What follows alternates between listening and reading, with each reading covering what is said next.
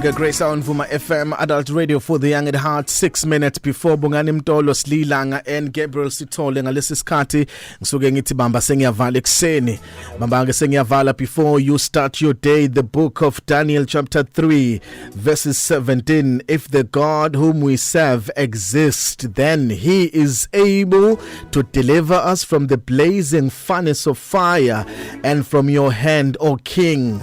But even if he does not, let it be known to you, O king, that we will not serve your gods or worship the golden statue that you have set up.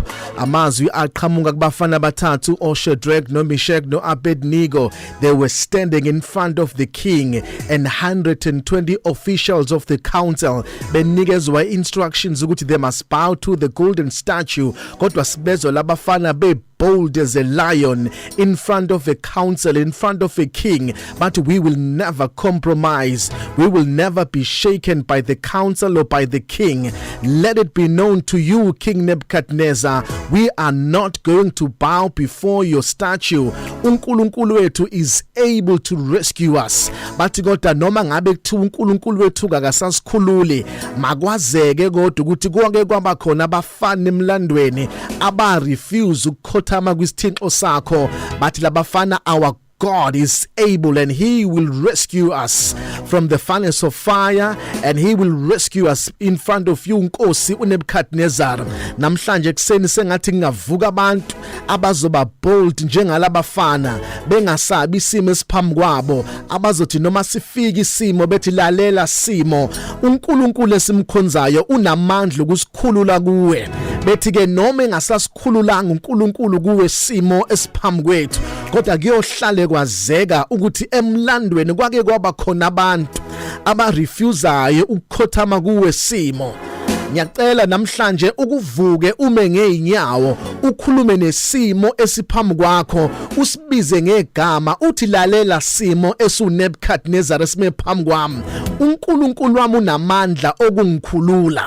Ngiyazi ukuthi nakuzo ngikhulula, ungasabi, ungabi nalo uvalo. Just speak bold like these three men. Just imagine they are in exile, base Babylon abekho ezweni lakubo, kodwa ba refuse ukukhothama kwisitha, bakhuluma nenkosi bathi Nkosi, uNkulunkulu esimkhonza unamandla ukusikhulula kulesi simo.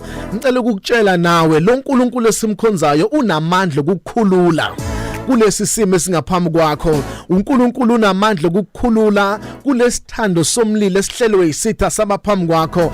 Our God is able to rescue you. Our God is able to deliver you. Yebo ngiyasibona isithando somlilo sesiphindwe kasikhombisa noma singavutha kangakanani, but our God is able. If he was able to rescue Shadrach, Meshach and Abednego, how can he fail to rescue you from the furnace of fire? If he was able to do it, he can do it again. Ngoba he is the same today, yesterday and forevermore. Akashintsha akaguquki. Mabakhulula Shadrach, nawe ngakhulula. Bangasaba labafana yini ayibenza bengasabi? They had so much trust in their God. They had so much faith in their God. Kwabonakala ngathi uthula uNkulunkulu abakenzi lutho, kanti uNkulunkulu abufuna ukuvela ngamandla. Makwazeke kuwe Nkosi ukuthi we will never bow phambi kwesithixo esibaziweyo. I am Phumlani Nkwanyana. You are blessed, you are favored, and you are set apart. Good morning, Mega Grace Nation.